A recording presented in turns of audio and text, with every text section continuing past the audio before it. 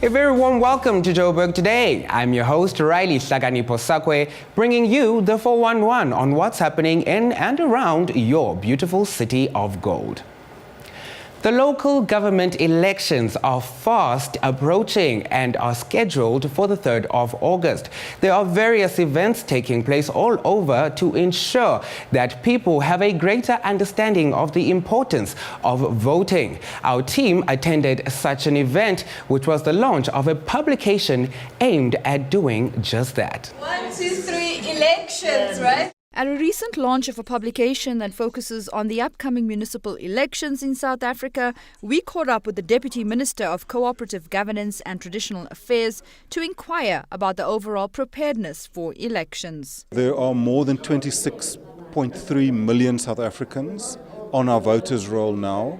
During the IEC's 2 open registration weekends, more than 3 million South Africans went to either check their details or amend their details or to register for the first time. Very encouragingly, 1.2 million new registrations took place, 80% of them young people, 30 and under. I think what's also very significant is that we have 200 parties contesting these elections. That is up from 79 in the year 2000. Also, we have 60,000 candidates contesting these elections. So it indicates that South Africans value their democracy, they believe in their democratic processes, they believe in their democratic processes to build a better life. With any election, concerns always arise around checks and balances to ensure that it is indeed free and fair.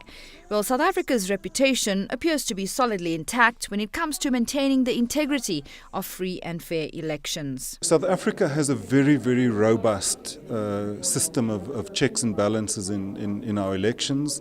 We must bear in mind that these will be our 9th elections. We've had 5 national and provincial elections. These will be our 4th fully democratic local government elections.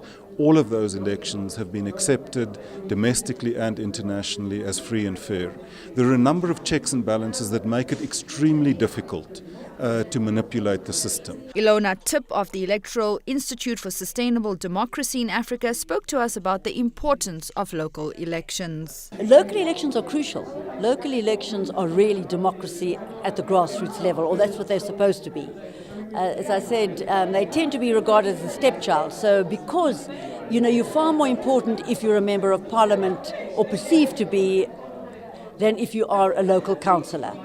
The demands on local councillors are far greater because they're in the community itself. And the community gets angry with local councillors if there isn't delivery. Most times you don't even know who your member of parliament is, so that demand is much less. And the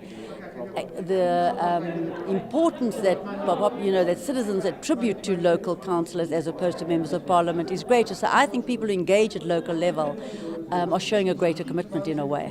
Judging from statistical information presented here and overall analysis of the expected outcome of this election, the highly contested areas are Nelson Mandela Bay, Swane and Johannesburg. While many people here at the conference have pointed out that research findings indicate that the ANC could retain its position in the city of Johannesburg, it's interesting to note that the results of the Ipsos polls points out the opposite, namely that they will lose in South Africa's largest metropolitan, the city of Joburg. It's also interesting to note that DA support and EFF support is on the increase. I think there will be changes. There certainly will be, profound, I'm not so sure, but there will certainly be shifts. The fact that you've got a party like the EFF that has a lot of support, I think you'll see certain shifts, yes, that you would not have expected to see before. Overall, it's not easy to predict an election outcome, simply because it's only an estimation based on past trends. The last couple of years have been quite intense politically and economically in South Africa, so anything can happen. Also, the political space is becoming more competitive, according to experts. Nashina Mohammed for Joburg Today.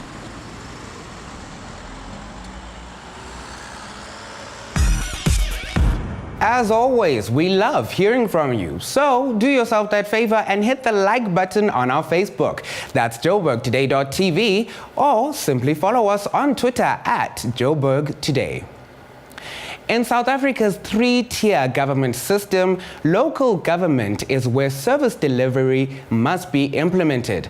We spoke to Lucky Liasani, a member of South African Local Government Association in Gauteng, who explained to us what we can expect from Metro Municipality as well as its mayor. There's a level of government where we make sure that people have got houses, water, roads, and quite interestingly, access to broadband. You know, because those are some of the basic things that local government makes sure.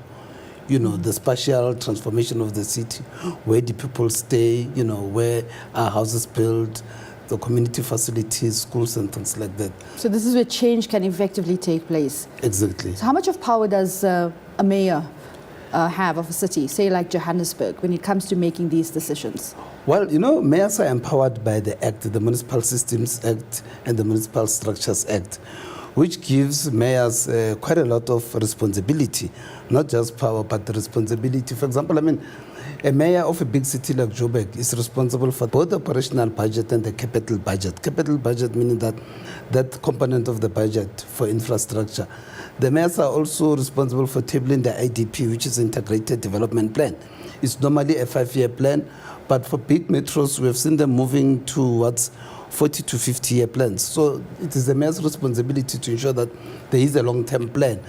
The mayor is also, you know, responsible for bringing innovation to the city, as we have seen in the city of Joburg with Rea Vaya buses, you know, broadband access and things like that. Those are some of the initiatives that the mayor does. But over and above all, the mayor is also responsible for ensuring that service delivery, you know, takes place, you know, that there is access to water, access to roads, you know, etc. So it's quite a huge responsibility. You know, in the past, the mayors were more ceremonial with chains around. The new mayors in the country now, they no longer have chains because their duties is no longer ceremonial. But I suppose now they have to get their hands dirty. And the decisions they make, are they aligned to the party they represent?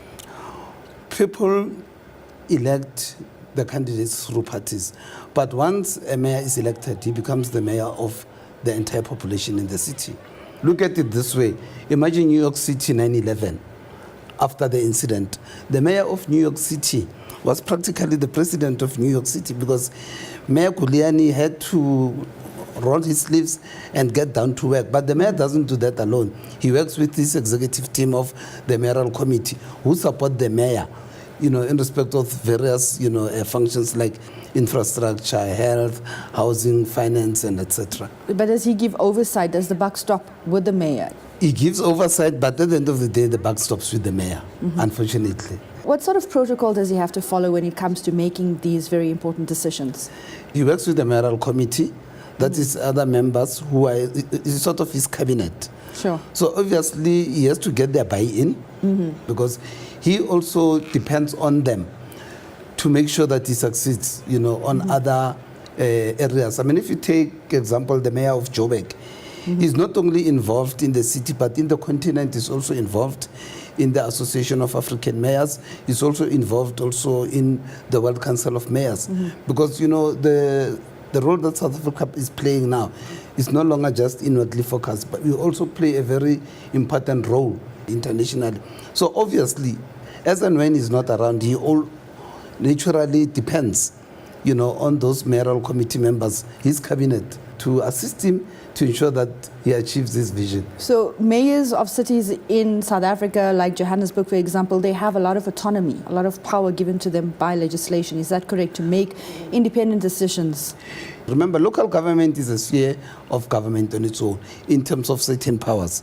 So they are able to make decisions, you know, without necessarily having to Consult the other tiers of No. government. They are a sphere of government.